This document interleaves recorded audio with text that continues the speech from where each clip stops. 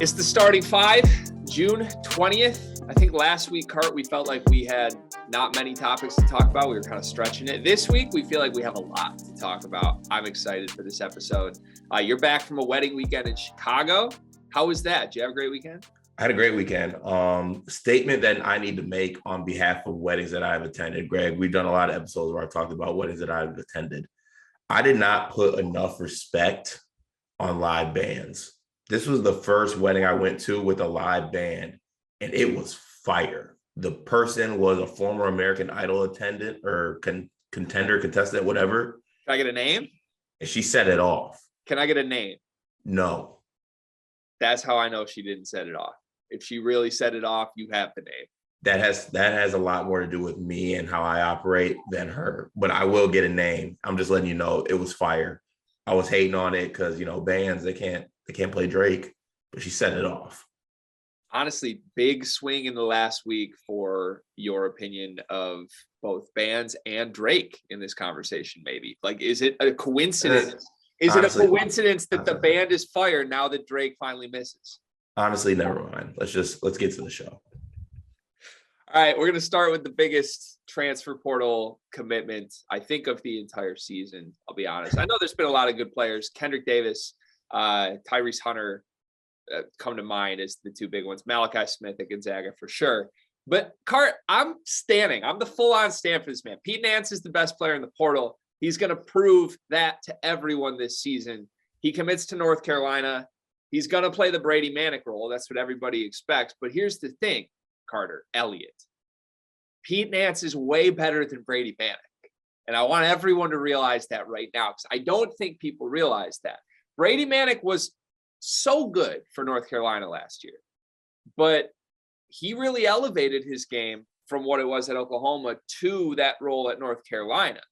Pete Nance at Northwestern has been, I think, better than Brady Manic at North Carolina was last year. If he can do the same, if he can sort of elevate his role, playing off of Armando Bacot, playing off of RJ Davis and Caleb Love, he's going to be a killer. And I think he can do more. I think Brady Manic was sort of relegated to stand in the corner and catch and shoot and do that prolifically. I think that there's enough with Pete Nance that they might start to move some of the secondary scoring go-to guy stuff to him and away from more inefficient guards like Caleb Love. What do you make of this for North Carolina? No, this is huge. This was one, like I said, I'm with you on Pete Nance being one of the best players in the portal. And also just from a pure fit standpoint, this just works. On a surface level, you're UNC, you're bringing all these guys back. The one guy that you lose who was extremely important to your run last year, and Brady Manic, you replace them with a guy like Pete Nance, who you're looking at on paper, just pure talent-wise. Take everything off as far as how the fit's going to work out. Pete Nance is a more talented basketball player than Brady Manic. Brady Manic was good, but Pete Nance can do things that Brady Manic can't do, or can do things that Brady Manic does and do them better. So on paper, they just improved their team. And the way I see it is, I'm looking at this glass half full, whatever, positive side of basketball. You have a guy like Pete Nance who's been putting up these numbers, and he has been subjected to the misery of playing with Chase Audige and misery of being coached by Chris Collins and the boo-booey experience. He's finally free from the shackles. We are going to see Pete Nance play on a meaningful team, meaningful minutes that plays in March. And that's going to be a beautiful thing to see. This puts UNC to the number one team in the country for me easily over the Gonzaga Bulldogs. You have Caleb Love coming back, RJ Davis, Armando Bacot. You add Pete Nance to that. That's a crazy good team. They're deep. It's crazy to think that a guy like Caleb Love or even RJ Davis or Pete Nance could be the third or fourth option on this team. That's how good this team can really be. So it's huge. And credit to Hubert Davis, credit to UNC. UNC fans should be extremely excited. I know I would be if I was, because they're going to be a really, really good basketball team. They're the Star Heels, number one team in the country. No. What did you try to use before? That's the Star Heels. That's no. You called them something else. Weren't they the Iron Nine or something? No, I was making fun of the Iron Nine, whatever it was. It was because they were the Iron Five last year. I think that's the dumbest name ever. So I proposed Star Heels. And then you and our Carolina fan, Riley Davis, said, no way. The thing is, I think yes way. Now that they have Pete And Nance, now it's back. it's the Star Heels. I'm rocking with that. Look, I love this team. I think I had Carolina 4th in my preseason, and I was kind of telling people to urge caution when proceeding with North Carolina. Like, they were a pretty bad team last year. I didn't necessarily think that March run was some sign of things to come. I think they just got really hot at the right time. That happens with a lot of teams. The thing is, they're going to be way better next year than they were last year now because they added Pete Nance. And because they have some other guys I like too, like Seth Trimble coming in. No offense to Leaky Black, I know North Carolina fans, if they watch this, are going to be like, Leaky's so important to us. He is. But a 3-guard lineup with Seth Trimble and RJ Davis and Caleb Love with Pete Nance and Armando Bacot. I mean, I can't imagine a better lineup in the country if Seth Trimble is what I think he is. I don't know. I'm just excited for this group. I think there's clear separation between them and Houston and Gonzaga now. Yeah, that 3-guard lineup scares me a little bit because it's so tiny. But if anything, Seth Trimble, I think, gives you a little bit of flexibility as far as getting some backup PG minutes for if Caleb Love goes full title game mode and goes 9 for. Isn't Seth Trimble like 6'4" though? Like, I thought he could kind of like disguise himself as a 3. I thought he was like 6'2". Oh, I could be wrong. Let's look this up. I'm pretty sure he's 6'4". He's a former Michigan recruit. How do you not know this? That's why I think he's 6'4", because I remember it was like, do we want the tall guy who I'm not sure can do things, or do we want the little guy who can do a lot of things? Seth Trimble is listed as 6'3", 185 on 247.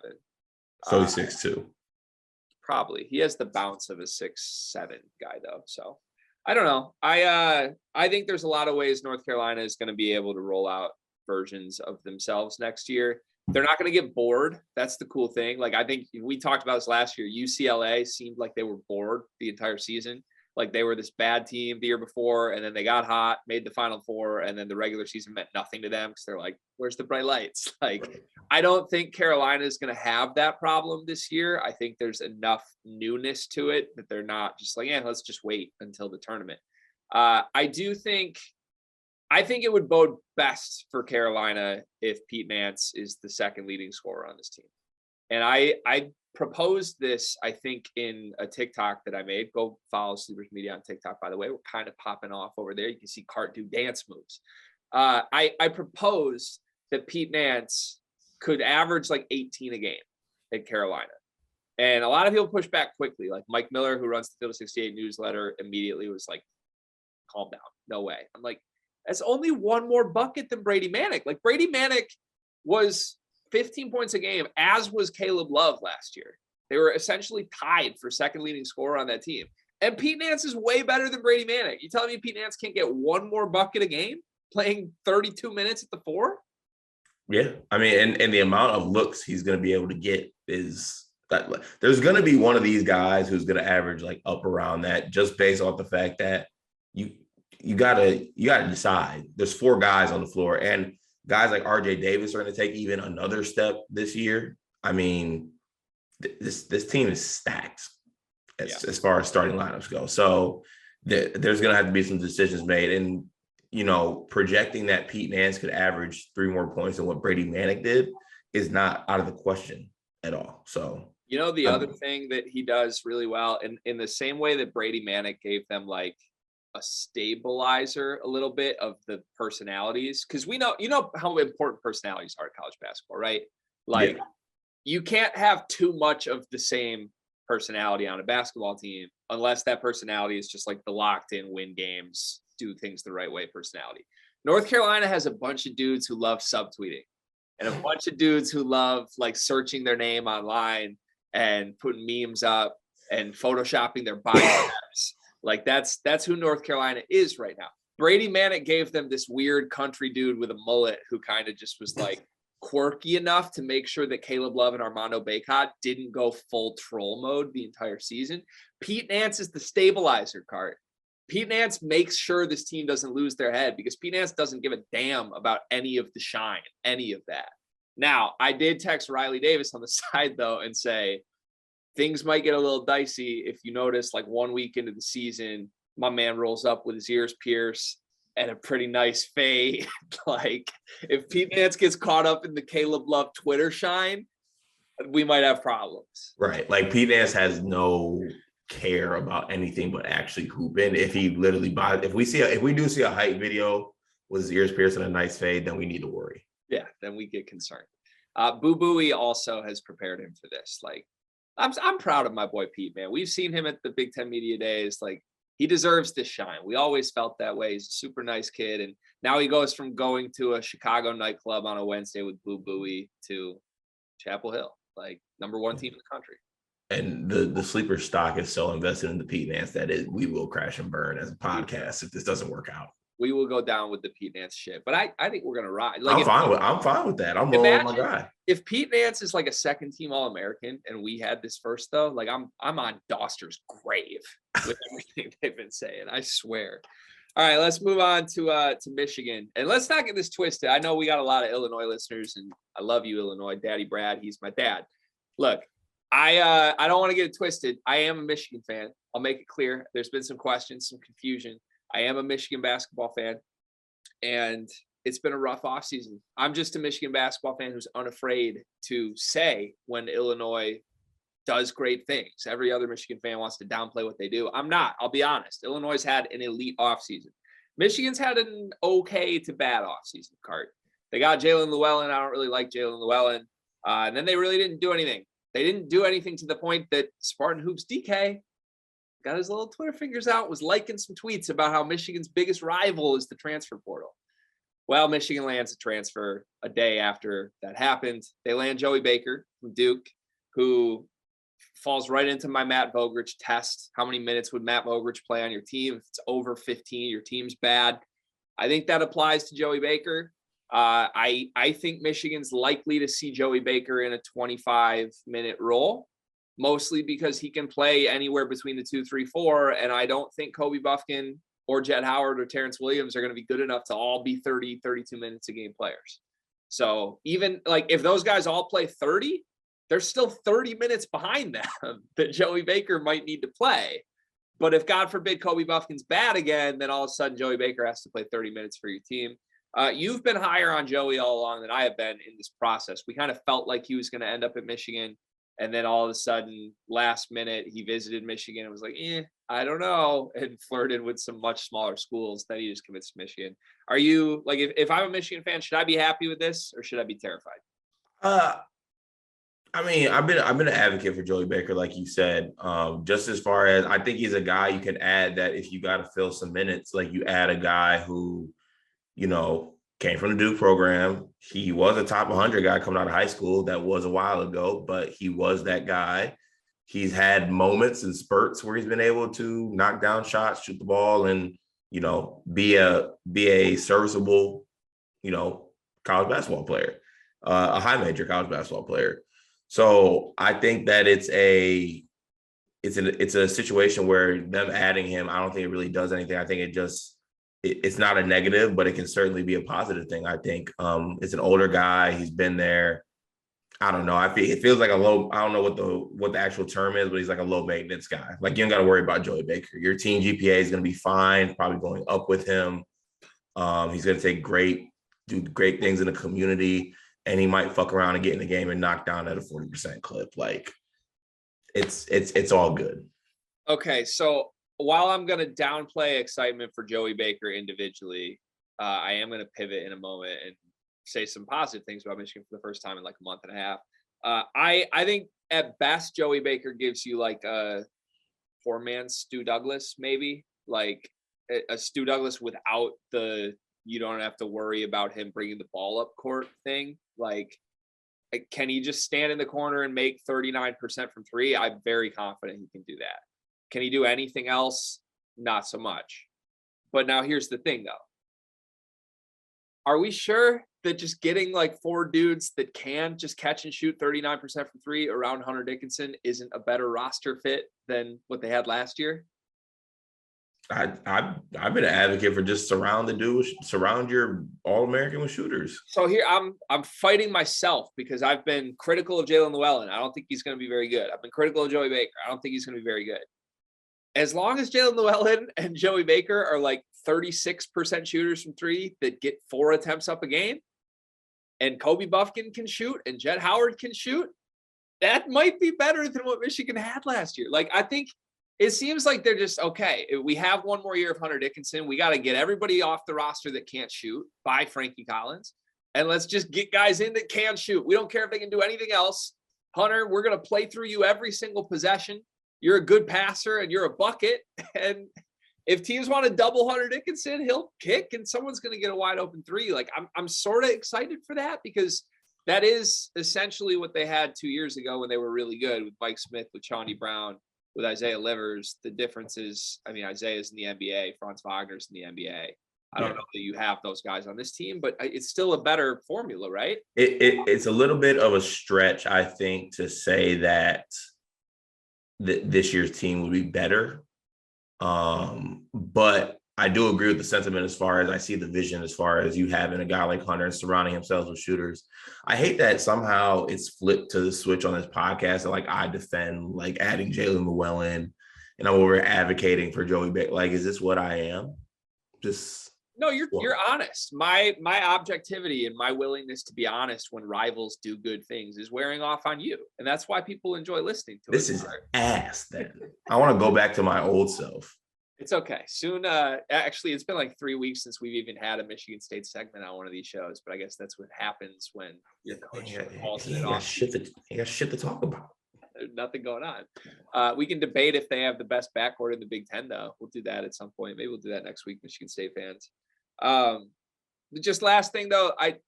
So you said you think it's a little bit of a stretch that they'll be better. Do you mean better than last season's team that was on the bubble? I meant better than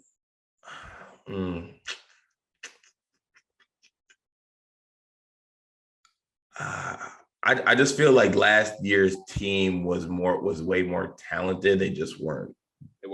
They weren't better though. But I don't know. Like if I'm picking a game to win and I'm picking between last year's team and this year's team coming up, I'm gonna pick last year's team 10 times out of 10. I'm gonna ride with that.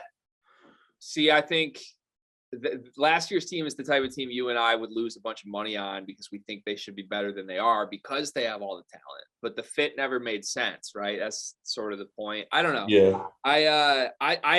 I can tell you just from watching Michigan, I'm excited to see Hunter Dickinson surrounded by 4 shooters at all times. Like if the worst shooter on the court next to Hunter Dickinson is going to be Terrence Williams this year, last year he was one of the better shooters on the court with Hunter, and that made for really big problems. And look, a lot's going to be asked of Hunter. I think that's what Hunter wants. We'll see. We'll see if Hunter can really be the alpha dog first team All-American on a good team again. Didn't work out that way last year, but we identified that it was because the pieces around him made it very hard on him. I think this year, every decision Juwan Howard has made has been with Hunter Dickinson's best interest in mind. And that's a good way to build a roster is you have one star, make sure things work around that star. Yeah. So. And what comes with that is a little more responsibility. Like I get like you get your All-American Hunter Dickinson, but we can also point to many games last year where he disappeared for halves and honestly games. Yeah. So he can't have that this year. So, they're doing everything for you. Now it's time for him to come with his end of the deal. And, I'm sure he will. I mean, obviously I talk about last year, him disappearing for halves. At the end of the day, he was still having All-American type numbers. So I think I'm almost this close to officially going on record that this is a big Hunter Dickinson resurgence year. Because last year, like, I think you and I were in front of it last year. Like, we went to media day and we came home being like, this ain't the guy. Like, I'm a little worried here. I'm this close to flipping hard on that and being like, oh, watch out. I'm this close. I'm not all the way there yet. Are you talking like resurgence? Like, we're getting like Hunter, like 60 from the field, 40 from 3? No. On 4 attempts? No, but I am talking like he's not just the same player from last year. Like, he's like, I think he could approach I think he could get 20 and 10 and 3 at the college. Why not? Like last year, there was some NBA mouths to feed that weren't good mouths to feed. Just leave it at that. Next year, if the way this roster appears to be built right now, Cart, there's not really anybody who's going to think this ain't Hunter Dickinson's team, right? Like, and I think, honestly, everybody else that's going to be on the floor, the best version of themselves is playing off of Hunter Dickinson. So, Right. like, if Hunter's touching the ball every possession, can we see like some Luka Garza type shit where he's just that dominant? Like, Luka had more in his bag offensively than Hunter does, but I don't know. I think the way this roster's built is really going to benefit him, and we're going to see a jump. We'll see. I'm this close. I'm not there yet, but I'm this close to being like National Player of the Year watch. We'll see. Sheesh. All right, the more exciting than Joey Baker Michigan news. Juwan Howard's been in France, Cart.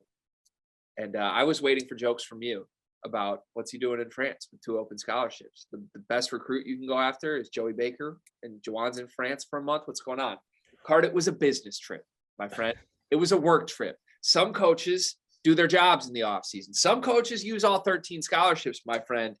Youssef Hayat is going to commit this week. He announced a Final Four of Xavier, DePaul, Wake Forest, and Michigan. If you're listening to that name being like, who is that?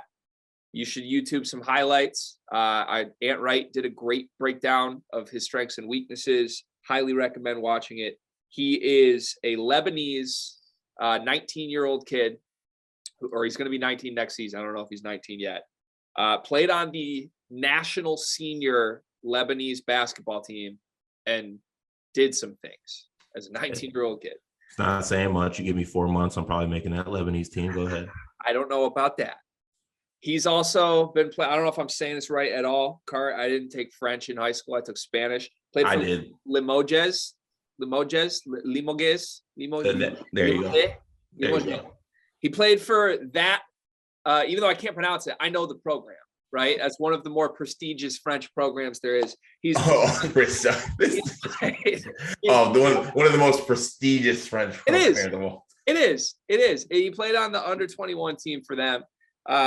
Cart, some really good numbers. 17 points a game, 7 rebounds a game, 2 assists a game. He jumped from 8 points a game to 17 points a game in the last year. He shot 146 threes at a 37% clip, 5 attempts a game. And if you just watch this kid, like, he jumps off the screen. And I don't like doing the like international, what would they be ranked in recruiting stuff. But he really looks like a high 4-star type kid. Not saying he'd be like McDonald's All-American, but like I don't see many wings in like the 50 range on Rivals that are doing more on the eye test than this kid is. He was rumored to go to Maryland last year, and then Mark Turgeon got fired and that fell apart. Now it really strongly seems like he may have even already silent committed to Juwan Howard and Michigan. You just watched Youssef for the first time this morning. I texted you. It was like, do you know about this kid? Apparently, you don't get the Youssef Hayat alerts when you're at a wedding in Chicago. I do not. What do you make of your first impressions of Youssef Hayat?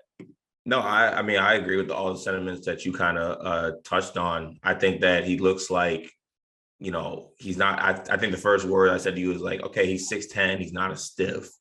He's able to do some things off the dribble. He has athleticism. I mean, he was attacking the basket, going to dunk on people.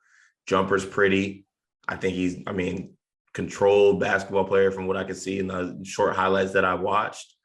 And to me, it just seems like a wing that's perfect to throw into this Michigan team. I think you use the comparison of Franz. Obviously not Franz defensively even close, but I can, if I squint hard enough, I can see the vibes. I don't know. You said Sam Decker as well. I can see that. Sam Decker. He definitely to me has like that 4-star fringe 5 guy from Wisconsin that's got a little shit to him, a la like a Tyler Hero type recruit. Not saying he's Tyler Hero or anything like that, but you know what I'm saying. Like, yeah. I think he'd be a great ad for Juwan, and credit to him for going to any lengths or limits to get guys. I thought he was traveling to recruit that 5'7" German Christian Anderson kid that you randomly offered to go watch him play in the FIBA under 16. But obviously, we like Christian Anderson. Christian Anderson objectively stinks. He's a 6-star recruit, and he loses a star for every inch of height he gains. Right now, he's still a 6-star. But nah, from the short highlights that I've watched of Youssef, I think he looks to be a really good player. And you put that guy on the wing with a Hunter Dickinson, Could easily work. Put that guy to get some 4 minutes. Like that's a perfect stretch. That's a perfect stretch for. So there are some people cautioning. Like I read people that are more familiar with this game be like, I would caution against expecting like breakout star in year one starter level production in college, but like he's a guy that maybe he's a rotation guy year one, and then year two he's like, oh crap, he could be an all conference player. I look, competition level, I don't know what it's like. I don't know what the U21 Limoges league is like. From watching any clip I can find of him, I don't see anything that Terrence Williams does other than defend better than he does. Like, if you threw Terrence Williams on the U21 Limoges France team, I don't know what he's averaging, but he's not doing what this kid's doing. The Franz comparisons are lazy to me. In fact, I'm going to insult you for saying that I compared him to Franz. I'm making fun of him. I thought you did. No, he's Sam Decker. I'm saying people are throwing out Franz comparisons, and that's lazy because, look, every white wing we get from Europe isn't Franz Wagner. They can't be. I mean, technically it is. I mean, literally the only white wings that you've gotten from overseas have been Wagner's. Correct. I mean, look, is it a bad thing that Juwan Howard is the best international recruiter in all of college basketball? Shut up. He's not, okay, he's not, but go ahead. Gets Franz Wagner week one as the head coach at Michigan. Gets Moussa Diabate year two. France connection stays strong. Gets Youssef Hayat year three. What's next? Is Wemby going to college for a year? Cart? Should we call up Wembyama? I don't know. Look, Youssef, I'm very excited about. In all seriousness, I do think there's a little redundance on. I shouldn't say him and Joey Baker because like they do such different things, but nobody got a 2. That's what I wanted from the portal. Give me a shooting guard in case Kobe Buffkin stinks. What do we do? That has not been answered. And I don't think getting Youssef Hayat and Joey Baker answers that at all. I think those guys need to play the 3 and the 4. Maybe Joey can slide down. Maybe Jet Howard can slide down. I don't know. I did send you a Jet Howard highlight over the weekend. It said hashtag actor. That's been your thing for him. He's got a little more in his bag than Adam Sandler and Hustle does. Still an actor. I'm just saying. Some guys. But I honestly would have more faith sliding Jet to the 2. I truly, all my actor jokes aside, I think he can give you some things in the 2. Okay, so if Llewellyn, Jet Howard, Kobe Buffkin, Youssef Hayat, Hunter Dickinson is a top blank team in college basketball next season, Card.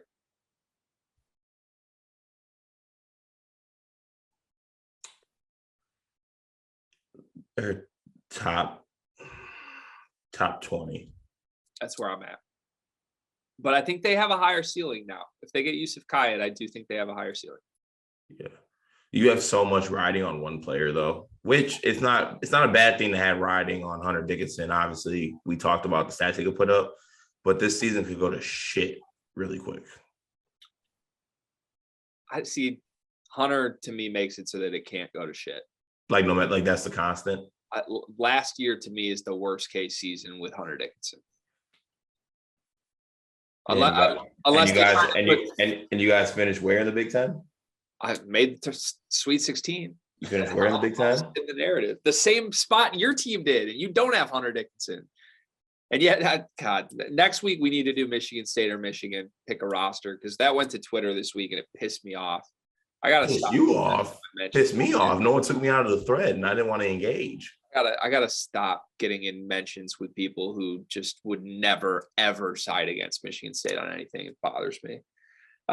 Youssef Hayat, Cart, probably the player that is going to take the scholarship that we thought might go to Emoni Bates.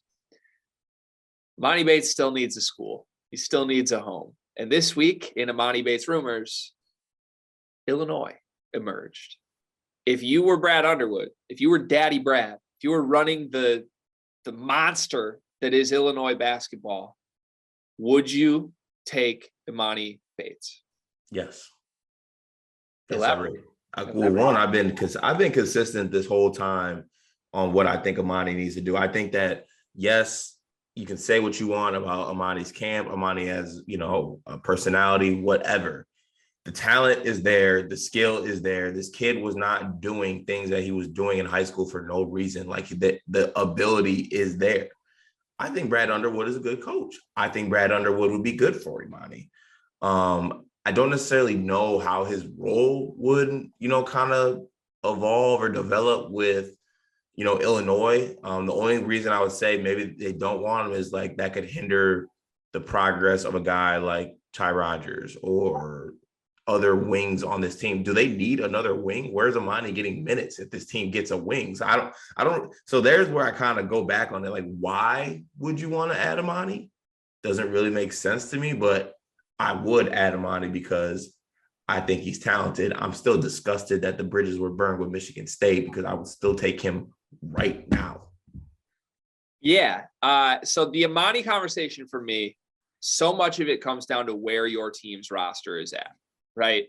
If you're Michigan State, you take Emoni Bates. If you're Michigan with 11 guys before Joey Baker and before Youssef Hayat was an option, you take Emoni Bates. If you are Illinois, if you are Brad Underwood, and if you have the best wings, 2, 3, 4 in the entire country, as I am adamant that they do, even in light of Pete Nance going to North Carolina, I'm taking Illinois at the 2, 3, 4 over every other school in the country. I don't want Emoni Bates. I don't need him. And that's coming from a guy who I'm very pro Emoni. I think there's a breakout coming. I think he's got to get his dad to stop trying to show up to practices. But if he literally just commits to a program that sets some parameters and tells Elgin Bates he can't come to anything, I think the kid can be a really good player. Brad could probably do that, right? Like if he commits to Daddy Brad, if Daddy Brad decides he wants that, sorry, it's true though. If Brad Underwood decides that he wants that challenge, I have no doubt in my mind Brad Underwood will navigate it because we've seen Brad Underwood do that. We've seen him evolve on the fly in the middle of the season with Andre Curbelo and manage a situation that seemed toxic to chemistry and seemed bad to play on the floor at the same time. He survived that. I think he could do the same with Emoni. The problem is that, like, where does Emoni play? We don't need Emoni. If Emoni committed to Illinois tomorrow, I don't think he starts for him. He's not starting. No. He's not starting. So, and why would Emoni go anywhere? He's going to play off the bench. It doesn't make sense to me. Maybe you take him if you're Illinois just to troll Michigan, which if they do, I would like applause you on that one. I think it would be a little bit of a chess move. Like maybe Juwan behind the scenes would feel like he sort of out chessed you and Illinois played checkers by like feigning interest to have him end up at Illinois. But no, I don't think they're actually going to take him. And again, we've said this multiple times, but this is fabricated interest to me. And I haven't heard anything behind the scenes on that. I haven't asked on that. But I think the Bates camp is fabricating interest. And I think they're hoping some big school is going to bite at some point. I don't think Illinois is serious about Emoni Bates at all. And they're leaking that they are. And it's not true. Where's Emoni going? Look, he could have gone to Louisville. I think he still probably could go to Louisville. But I would bet on him ending up at a mid-major right now over that. Wow. See, I think that him ending up at Eastern could be the absolute worst thing for him. Did you see that text that Goodman sent from Bates' dad? Yeah, I did. We asked on Emoni Bates like a week ago, and we were shared a text that had been sent from Elgin Bates to Jeff Goodman. And it doesn't sound like they want to go anywhere where Emoni is any sort of role player. Let's just say that. So that limits a lot. That limits a lot. Yeah, look, and again, I wouldn't want Ty Rodgers' minutes to be cut by Emoni Bates also if I'm Illinois. Yeah, but I mean, is there a chance that Emoni Bates is like better than like a Luke Goody or a RJ Melendez? Not at the one thing Luke Goody gives Illinois. A ginger? Yeah, that too. But no, that like Illinois doesn't really have spot shooters, and they need someone to just spot shoot. Emoni Bates is a great shooter. He's an elite shooter. He's probably a better shooter than Luke Goody, but he's not going to make a higher percent than Luke Goody on the season. Makes sense. Yeah. So we'll see. I'm still fascinated by Emoni. I hope that's the last Emoni segment we have to do, though. If he did end up at Illinois, it would be hilarious. I would not paint it as a negative, but it would just be funny. The revenge tour would be hilarious. Illinois would be full go for next season. Am I even like? Can we still call them Illinois? I like their team so much this year that I don't know if we can call them Illinois again. Yeah, I don't know. I don't know. I wouldn't call them Illinois. Illinois. I don't think they're the villains of the Big Ten. I don't even know if the Big Ten has any villains. They're so little.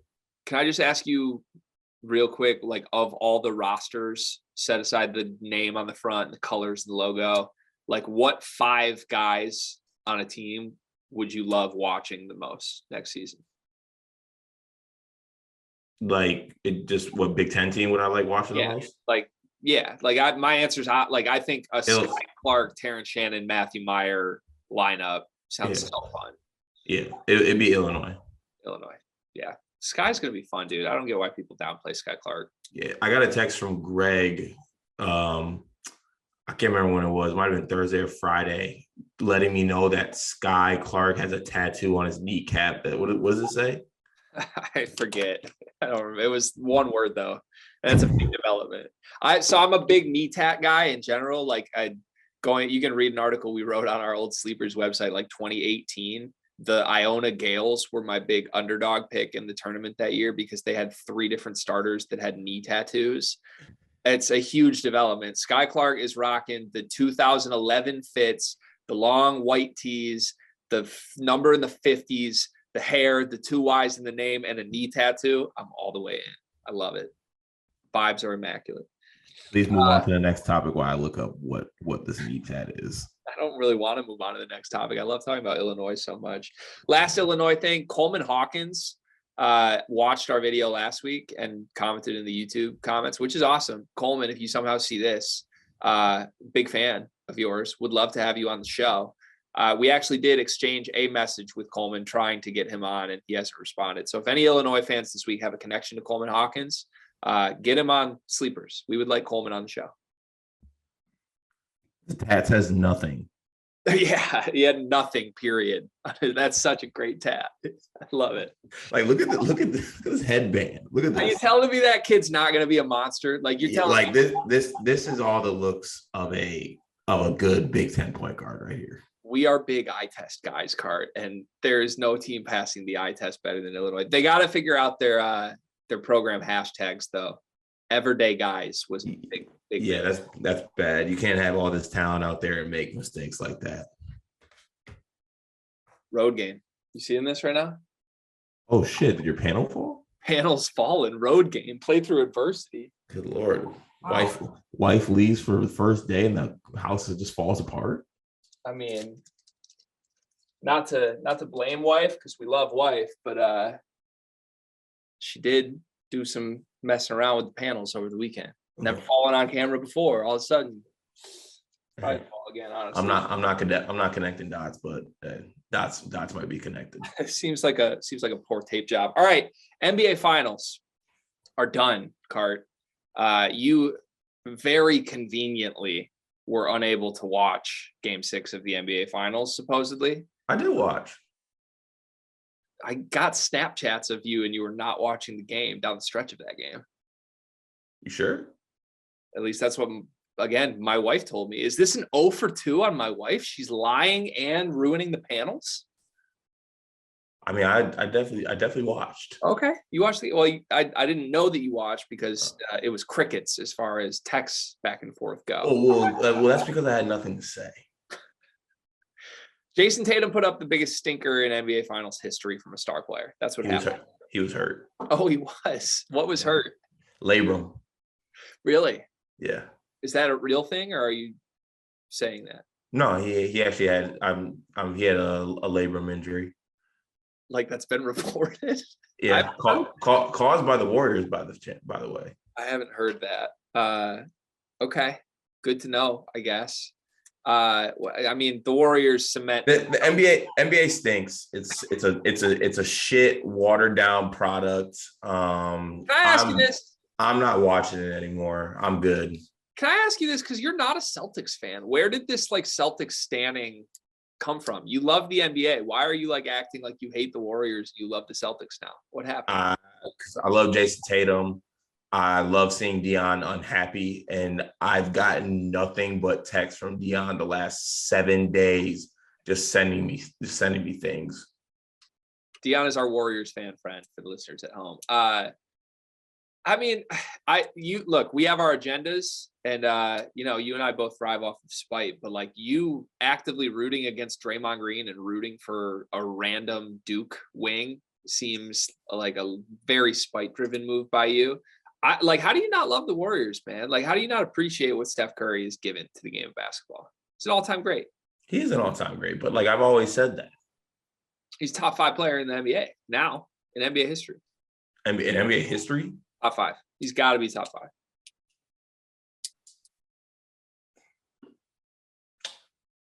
Here's why. Actually, I mean, you can make an argument for it. Personally, I think that I don't know. I'm with the whole era type thing, so I cross eras and shit like that. To me, he's the best point guard of all time. So wherever that puts him in your top whatever NBA players, I personally think this puts him ahead of Magic Johnson for me as best point guard in NBA history. So my current top 5 would be Jordan, Bron, Magic, Curry, Kareem, in no order. You don't have Kobe top 5? No. Kobe's sure. I love Kobe. I really do. I love Kobe maybe 1% of what Jason Tatum loves Kobe, which is a lot. But I think in a legacy talk, him and Shaq work against each other a little bit. I have both top 10. They might be 6 and 7. They might be 9 and 10. I don't know. But to me, what matters to me so much about Curry and why I think he's risen to top 4. And also, I said this in Green Room or Spotify Live the other day, but like, this is a big win for Michael Jordan that the Warriors got a 4th ring, because I don't know how you can possibly argue that LeBron James is the greatest player ever when Stephen Curry has the same number of rings in him and they played the same tenure. Like, that matters. And I think the fact that Curry has gotten to 4 in the prime of the best player, the most talented basketball player ever, is insanity to me. Like that's a bigger accomplishment than guys that have 4 or 5 rings in eras where their biggest competition was the Indiana Pacers. Like, yeah, I mean, Curry went toe to toe with LeBron and got 4 rings. You could also you could say the same thing. I mean, this year they avoid playing a Bucks team because Bucks lose Middleton. They avoid that situation. They avoid playing a healthy Celtics team. Like Robert Williams is not himself. Jason Tatum is not himself. I don't do the injury game because the Warriors just missed 2 straight playoff runs because of injury. Like, right. But they missed it. Like, there's injuries every single year, though, is the point. Like, to me, what matters in the big picture is this little dude from Davidson totaled the same number of rings as LeBron fucking James. And that's insanity. And I love a completely different situation. I love LeBron, but like, that's insane. I don't know how you don't look at that number and say that's absolutely. It's insane. Like, I got a lot of respect for Curry, but I mean, there's like a lot of other factors that go into this, Curry's team, Curry's makeup. I mean, there's other factors. I mean, on paper, you're looking at it as 4 titles in the same era, but I just don't think it necessarily. There are 100% factors, but I mean, Bron went to what, 9 straight finals? Again, that was the strongest thing on Bron's resume to me. It wasn't even winning the finals. It was that as long as LeBron James is on your team, you're going to make the NBA finals for a decade straight. And yeah, that's not easy. That's not easy, but neither is winning the same number of finals as the guy who's more talented than Michael Jordan. I mean, that's Michael Jordan's the big winner of this finals, because now there is no argument. MJ's the GOAT. Until Curry or LeBron gets 6, there's no argument that MJ's the GOAT. And Curry might get 6, by the way. God forbid if Curry gets 5 and LeBron keeps missing the playoffs in LA and Curry gets a 5th ring, oh my God. I've heard some Kyrie to Lakers rumors. Do you like that moves the needle at all? This is the same people that told me Kyrie and Kevin Durant were the best team in the league for a full season. If they play together, they are. People have lost their minds. I wish. I hate follow up my point by taking sip out of my Stanley, Greg. I mean, I'm in a good place right now. I'm in the good place, and you're in the bad place after that NBA Finals. Just call it what it is. That just maybe maybe it's just my basketball. That's what I am right now. Basketball wise, I'm just always in a bad place. I'm gonna let you pick the topics for the starting five next week, Hart. How about that? This is gonna fall again. Can we end the episode before all my panels fall? Good catch, though. I am in shambles. Send the people out, Hart. Tell them what they need. Okay. This has been another episode of the Starting Five with Gregory Waddell and Carter Elliott of Sleepers Media. Be sure to follow us on YouTube if you're not already, and also tune into our TikTok. It's been going up lately. We've had some great green screen Greg videos. If anyone knows Gregory, they know how the ideas flow with this kid, and he's a TikTok mastermind. And we got some heat on there. We got some great stuff on the channel. NBA draft coming up this week. We got some NBA draft videos on our channel. So yeah, got a little bit of everything for everybody. And tune in next week. Hopefully we have Coleman Hawkins on soon.